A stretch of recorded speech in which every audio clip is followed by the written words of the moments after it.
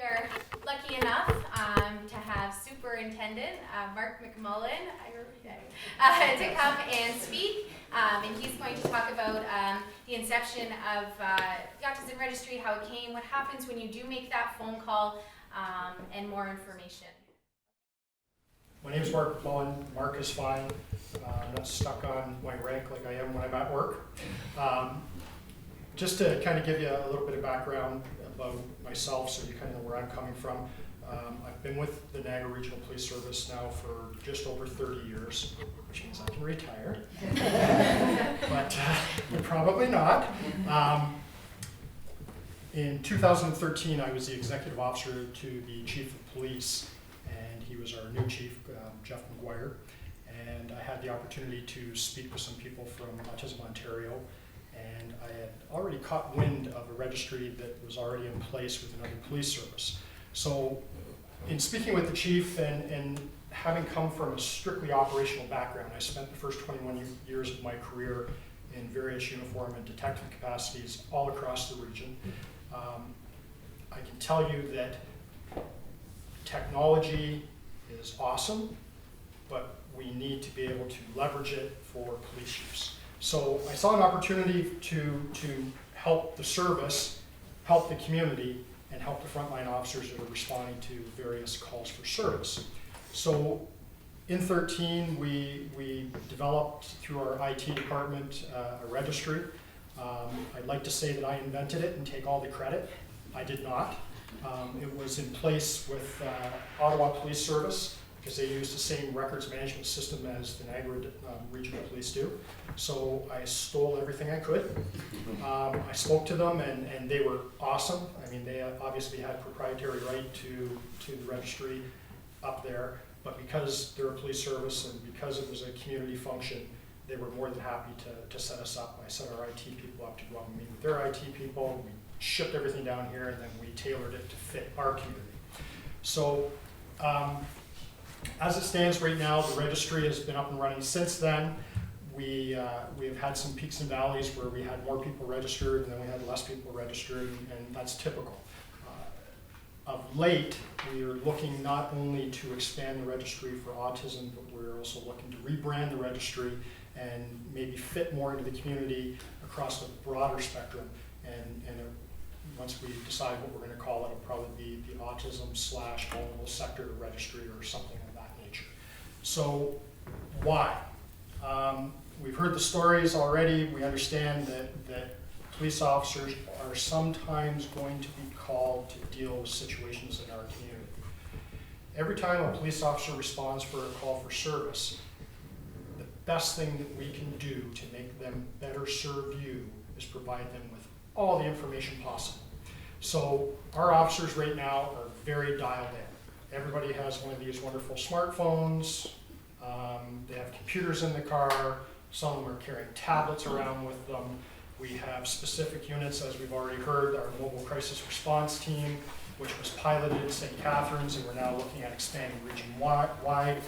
And we want to be able to equip our responders, our frontline people, with as much information as we possibly can so that they can better serve the needs of the community. So, what the registry does for us is it allows our frontline boys and girls that are responding to your homes or responding to the schools or responding to the children's center or wherever else to be forearmed with as much information as possible, which allows them to scale their response to the needs of the individual and the situation.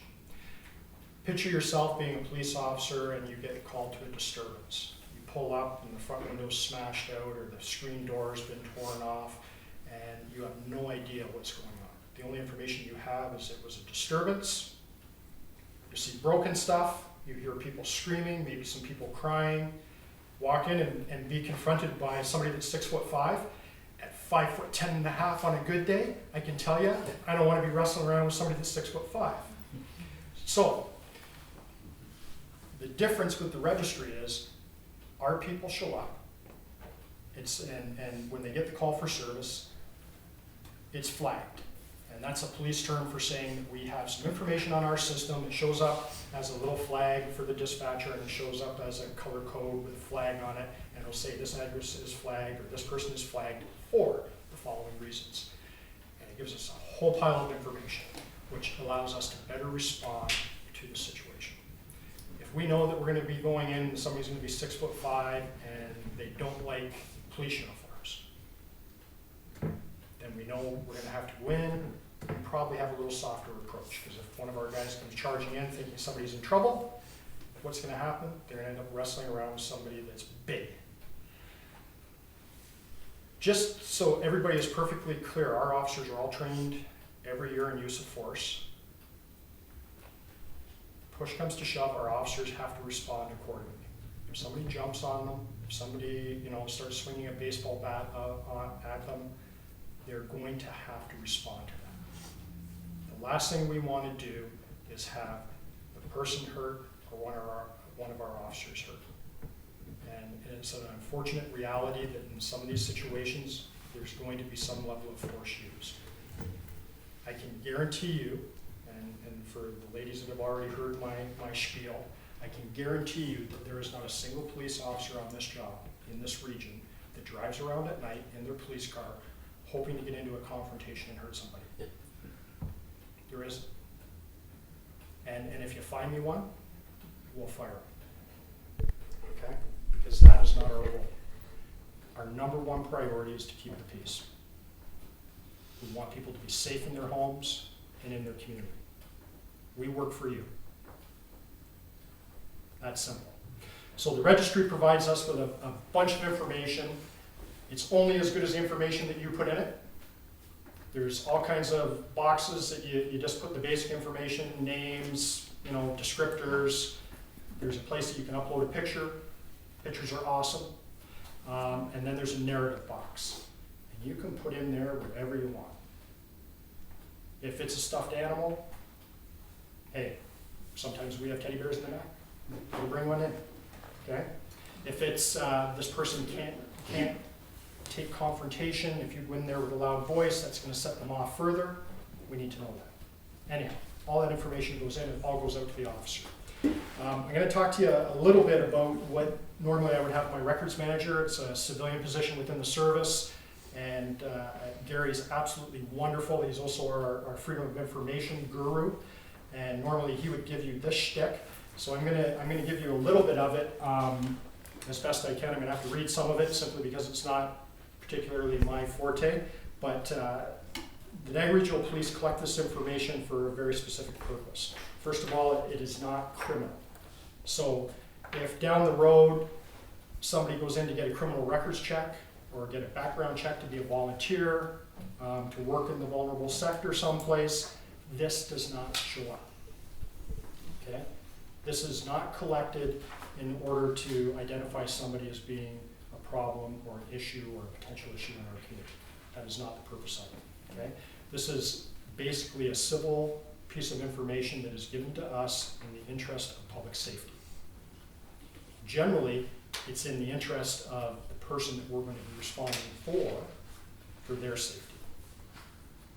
Again, the last thing we want to do is enter your home or enter the school or enter into a shopping mall and end up in a confrontation with anyone.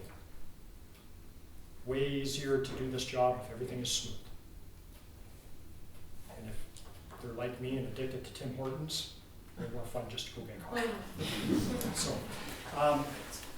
the database itself is hooked directly into our records management system, and we do keep criminal information in there as well, but this doesn't fit into the criminal information side. Again, it's a public safety thing. We don't collect it as medical information because that would be illegal for us. Okay? So we don't require any medical documentation whatsoever. So if you haven't got the official sticker saying that this person is on the spectrum, we don't care. All right? So if you think that the registry is going to be of use to you and to the person you're registering and the family, we're happy to take it. Again, it's so that our officers can better respond to your needs. You must register the individual once a year. It expires every year. You will get a prompt from the service to whatever email you provide us 60 days in advance of that person's birthday, requesting for you to update the information. If you do not update the information, we purge it. This information does not stay in our database without your permission, period. Okay?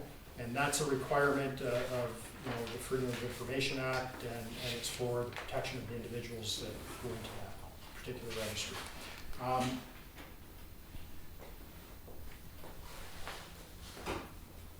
We link both the applicants and the people in the registry by name and addresses.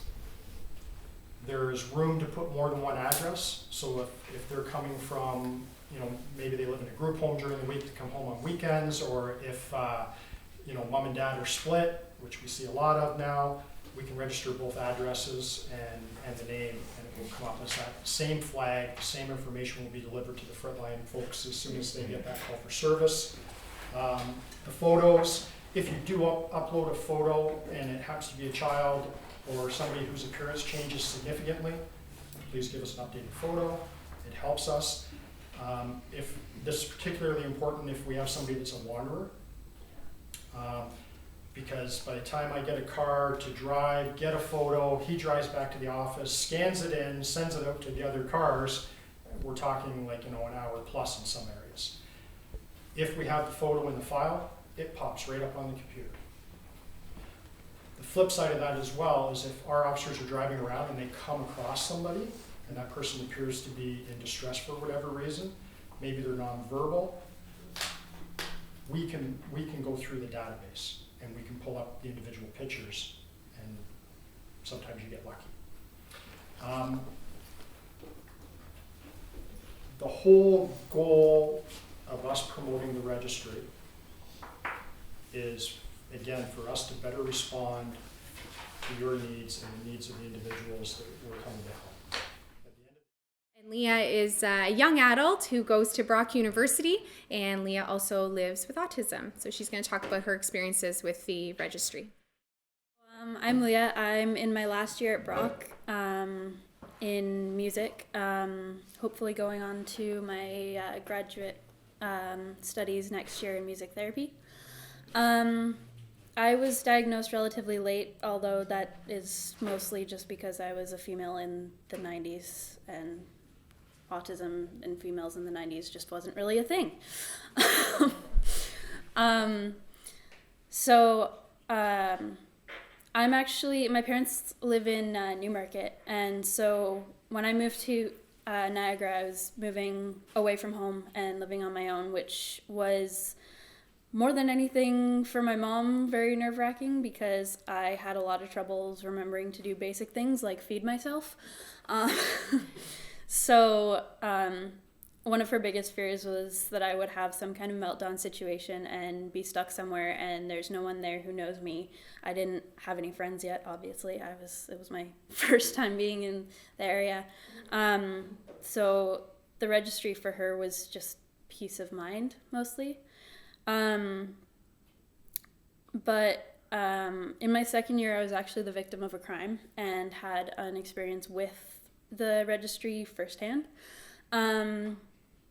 And this was pretty soon after the registry started. And it was, the officer was very interested and very excited about it because this was his first experience with the registry. So there's a lot of questions afterwards about how it works. But the main thing was that it was all about making sure that I was comfortable.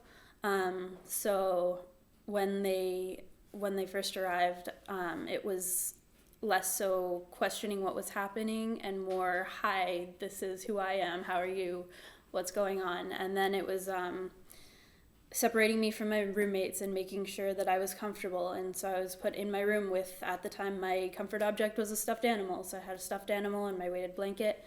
And all of that was dealt with before there was even any mention of anything relating to the crime. So overall, it just made everything a lot smoother and easier to deal with. The second family we're going to have is Angela. Angela is an amazing member of Autism Ontario, Niagara, and she also has two sons. Two sons are on the spectrum. Angela's going to talk about what the experience was like before the Autism Registry came to Niagara, and then she's going to talk about how it affected her after her boys were put on the registry. My name is Angela. I actually have 3 sons. 2 of them are on the spectrum. One is about to turn 21 and age out of everything. And he is profoundly autistic.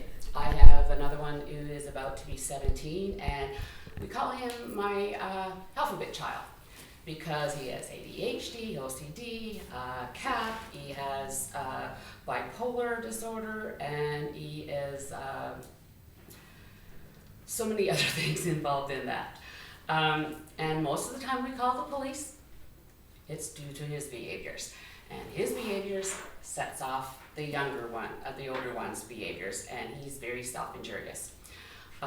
We've had to call the police quite a few times actually when they were younger. Now that they've gotten older, it's few and far between, but they're very intense. The first time we called, the kids weren't on the registry, never heard of it, and even if I did, I don't think I would have even put them on there. I grew up in foster care, didn't trust the police, did not want to have anything to do with them. With my children, I felt that I was being judged enough as it is. It's my fault that they're autistic, it's my fault that they behave this way, it's my fault that all this is happening. So I would not have even put them on there anyways. Called the police, they come in, and one of the triggers for my younger son, Zane, for his behaviors is authority figures. Soon as the police officers came to the door, things went from 100 to 200 instantaneously. So, I mean, the officers were coming in, doing their job, seeing somebody who's being very physical, very loud, very mouthy, because sometimes the things that comes out of his mouth when he's in one of his meltdowns wouldn't come out of a drunken sailor's mouth. So the officer had to deal with all of that kind of stuff, and I mean, I don't know about the officer, but I know I get very offended when he's around sometimes. And I really have to remind myself, he is 6'5", he is about to be 17, but he's basically a 9-year-old. And I always have to remind myself, 9 years old, 9 years old, 9 years old. And a police officer coming in is going to see this big man being mouthy. And they told me about the registry, and I'm like, no, I don't want to have anything to do with it. Very stubborn. And they explained to me that, you know, if you sit down and you do the registry and you do all this stuff and let them know, the police officers are going to be trained. They're going to know what to do and how to deal with the kids when they come into the situation. I was still very reluctant to do it because of, trust issues. And then, of course, I'm completely computer illiterate. Can't do anything on a computer at all. But it's like, you know what, we'll sit with you, we'll go over it, we'll type everything up for you. You just need to give them the information. We did that, and for the first year, we probably didn't use it. The next year, we used it quite a lot. It got to the point where they knew right away what they were coming for.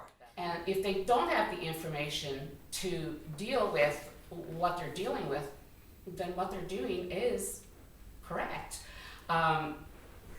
They're following protocol, and then giving them the information, they show up. As soon as you call, your name shows up, number shows up, okay, what's going on there? And then, of course, you're talking to 911, and they show up. During one of Zane's meltdowns, I actually got knocked out. My sister was there. She was very upset, of course, because I was knocked out. He was freaking out. My other son was out with his worker, so she didn't know what to do. But as soon as she called, and of course, one of the things that happened was our actual phone got broke during all this, so she called from a cell phone. So it wouldn't have shown up, anything like that. But as soon as she said our name and our address, the registry showed up. They knew, okay, this is to do with Zane. Is he having a meltdown? Is there any kind of reason for it? What's going on? The ambulance people were dealing with me. The police officers go into his room. Oh, hey, I haven't seen you for a long time.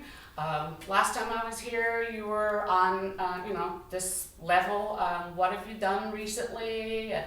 How are you doing? Oh, I saw you at the autism camp and blah, blah, blah. And my sister was saying, I didn't know what the heck they were supposed to be in there dealing with him. And she was so upset, but he was calming down. A couple days later, we get a phone call. How are things going? How's Zane doing? Is meds okay now? Are you okay? Is there anything we can do?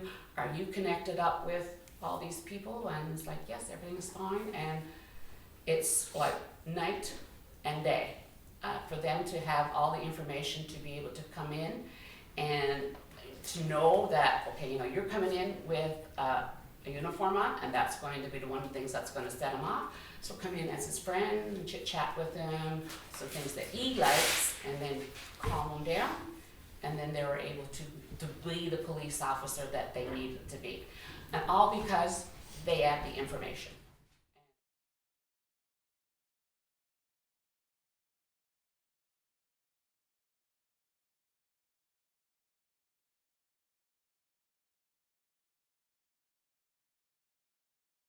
That is part of the registry, okay, because there's this end of the spectrum, this Exactly, end, right? exactly. So we get somebody that's very high functioning, but when they're under stress, become nonverbal, Mhm.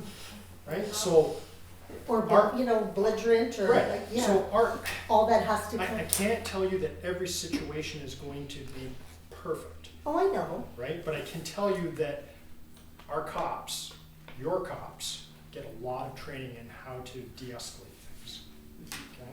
We spend a ton of time teaching them that, how to talk, Right. how to say please and thank you, as silly as it sounds, okay? So if they encounter somebody who is either being belligerent or non-responsive, non-verbal, whatever the case may be, our officers are gonna probably take a step back and think about it. I mean, unless it's an emergent situation, if they're on top of somebody pounding them, Well, exactly, Right? exactly. so, but if it's just somebody walking down the street, Mm-hmm. that it appears to be in distress, our officers are gonna approach them and say, what's going on, can I help you?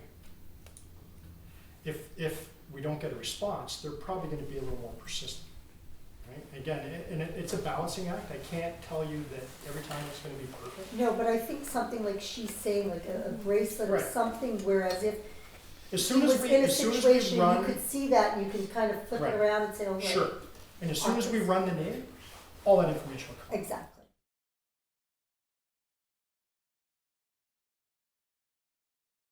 When you call us, if it's a missing person, and as soon as we know that person's on the registry, the scale of our response goes up, right? Because they're more vulnerable. Okay. So one officer is always gonna come to your house. They have to. That's our general order. The chief says, thou shalt do it, you better do it. Yeah. The other cars in that zone, and the city is divided into different zones and atoms, the other cars in that area hear that broadcast. Okay. Okay, so we don't silent broadcast missing persons. So everybody on that channel, so if it was somebody in St. Catharines, everybody in St. Catharines and Thorold is going to hear that broadcast. Okay. As soon as the descriptor comes up, if that flag comes up and says, hey, this person is autistic, they're gonna ask you what they're wearing anyhow. You can say, Sure, yeah, he just sure. bolted down the street, he's wearing this. Yeah. That gets broadcast to every car in the city right away. So even the cars that aren't responding directly to that Are aware.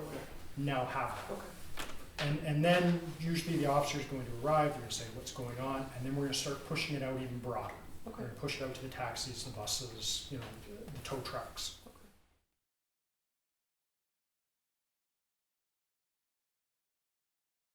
And we're never opposed to having you visit your police station.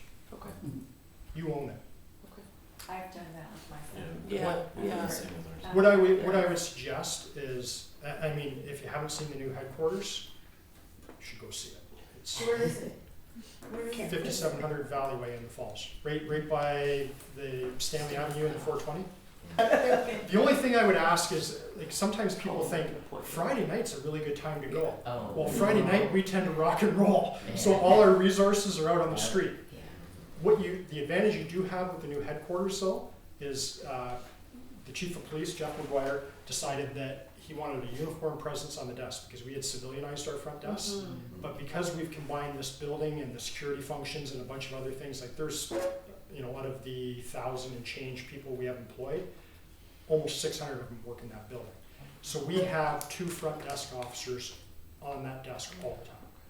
So, and they're great. Usually it's guys that, hey, you know what, I need a break from the road, or maybe they've got an injury of some kind that, keeps them from being able to go out and run after people or wrestle around with people. And what a great resource for us, because they're right there. They answer phones, they direct people, but if somebody pops in for a visit, there's 2 cops right there. If you want to be doubly safe, call in, ask to speak to the staff sergeant in charge of the station, or if you're in one of the outlying areas, Grimsby, staff sergeants in there through the week, they're happy to have people come in and visit. They really are. Like I said, it's your police station. It's not mine. Well, it's mine because I'm a taxpayer too, but collectively, it's our police station, right? We are your police. We are your service. It's that simple. Sometimes that complicated. Right? So, by all means, take advantage of that. It's good for us to see people when it's not a crisis situation. It's good for us to interact with people that may find themselves in that crisis situation when they're not. Because I don't want someone to run away because they see this thing. Right? I want them to run to me.